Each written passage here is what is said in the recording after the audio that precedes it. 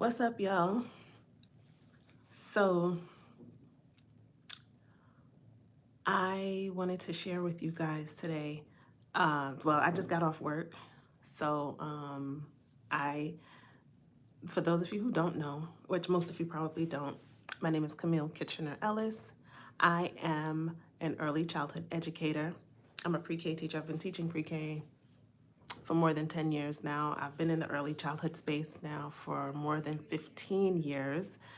And this channel, the goal of this YouTube channel is to help new pre-K teachers and parents also may find this information helpful, but really we're geared towards new pre-K teachers and people who may have changed careers, getting into the early childhood space, to kind of just give you guys more information, because information that you get on the ground and information that you gain from experience is way different from what you actually get in school. So I love what I do. I love teaching young children. My sweet spot is ages 3 to 5. I believe in play-based education, and because that's how the kids learn best. And so over here at All Things Pre-K, that's what we're going to be focusing on: building systems, putting foundations and framework into place so that you as a new pre-K teacher will be successful and feel successful in your classroom.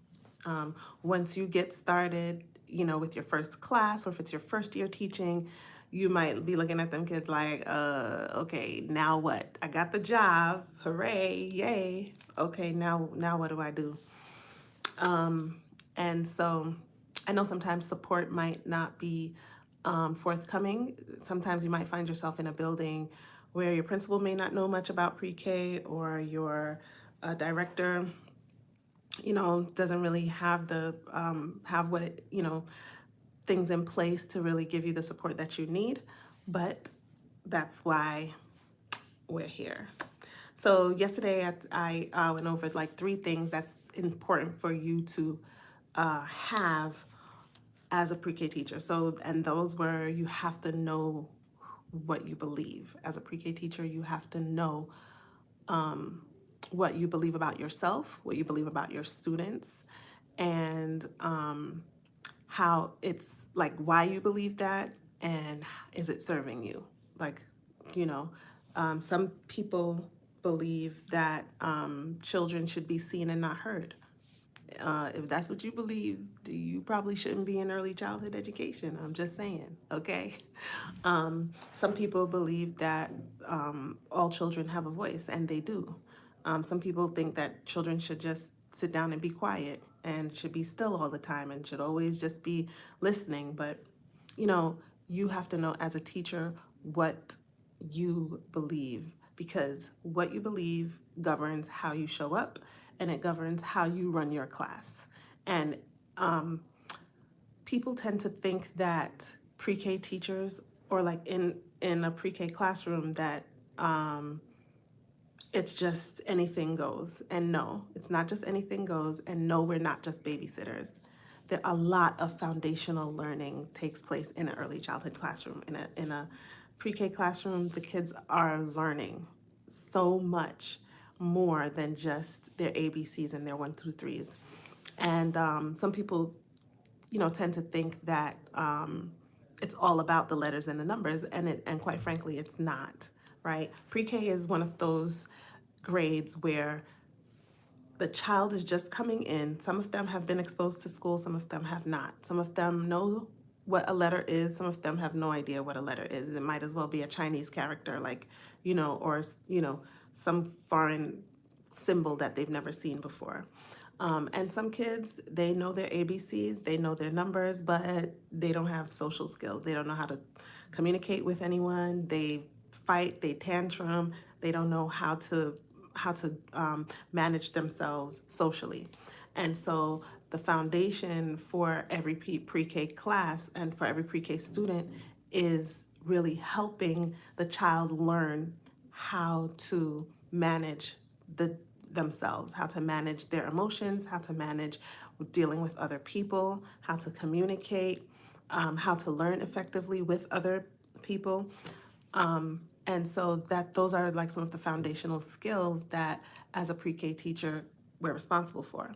Okay, fine, great, wonderful. What does that actually look like in practice, and what can you do as a new teacher to set yourself up and set your students up for success? One of the things that is very important for you to consider is how the different environments in your classroom, right? So in every classroom, there are different environments. It's not just the physical environment, which is the obvious. Like, of course, they have desks and chairs, and, is the classroom hot or cold, or are there windows? Is it bright? Is it dark? All of that is important to consider and to think about when you're planning, but also what kind of educational environment do you want to have in your classroom? Is it more free form? Are the children going to have the more choice to make, you know, decisions about what they want to do or how they want to do it? So there's the educational environment, there's the social environment in the classroom, as well as the physical environment. Those are like the three major environments that that a teacher, like any teacher really, but we talking about pre-K teachers, that a teacher will have to consider in for their classroom, right? Is it what type of environment when the student walks in? How does the classroom smell? When the student walks in, what's the first thing that they see? What colors do they see? Is it bright? Is there natural light coming into the classroom? Now, many of these physical environmental things we don't really have control over, because you get assigned a classroom and that's your classroom and you kind of have to make it work. And so that is what it is. But in addition to that, you can also think about how you want your classroom to feel. When the child walks into the classroom, how do you want them to feel? Do you want a calm, soothing atmosphere? Do you want a more energetic, lively atmosphere? Some of these things can be enhanced with music or with nature sounds that you can have playing in the background, if especially like for the first day of school. And I know we're a little bit far off from that because we're more towards the end of the school year, but all I'm saying is if you're a first time teacher in pre-K, you want to consider how your students are feeling. Some of them might be anxious because you're a new teacher coming in the middle of the year. Some of them, might feel apprehensive about you coming in. Some of them may be afraid. You just never know. And so you want to make sure that you are clear about the type of environment that you want to set for your class. Um, the beautiful thing about pre-K and about early childhood in general is that there can be freedom within limits. And that doesn't mean that everything looks crazy and everything is all over the place and out of control. No, it means that you have boundaries, and within the boundaries and the limitations that you set as a pre-K teacher, there you afford your students the freedom and the independence that they really, really need. Children ages 3 to 5 need to feel some type of control, and so it's important to be able to share the control. That's a different, topic for another time. But in this video, I'm just focusing on like the importance of you knowing as a teacher the three major environments within your classroom that will affect how things go and how you plan things. And so it's important to start thinking about these things. How do you want your classroom not only to just look, but how do you want your classroom to feel? What kind of educational environment are you going to have in your classroom? How are you going to handle mistakes? If a child spills milk, or if a mess happens, how do you handle that? Do you get all, oh my gosh, a mess? Or you have to figure out how you're going to handle that, because the truth of the matter is most children come from, I don't want to say most, I don't want to generalize, but like some kids, they are afraid of making a mess. And that's because they come from an environment where, like, if they spilled something by accident, like it was literally an accident, if they spill something by accident, it's a big deal. And oh, why did you do this? And da, da, da, and parents are coming down on them other adults are coming down on them, and the poor kid, like it was an accident, like they did not just spill the milk on purpose, you know. And so an approach could be like my personal approach is it's not a big deal. Messes happen all the time. I make a mess sometimes, you make a mess sometimes. Well, what do? Now we teach. We have the opportunity to teach. Literally in pre-K, everything is a teaching opportunity. So I'll teach them. Well, okay, we got a mess. Well, what do? Whenever we got a mess, we got to clean it up. That's it. Okay?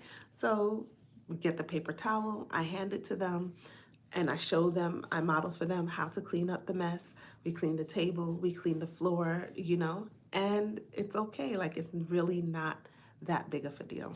And so again, the three environments that you want to make sure that you are clear on as a new pre-K teacher, you want to be clear on what you want your physical environment to look like, which is the flow of the furniture.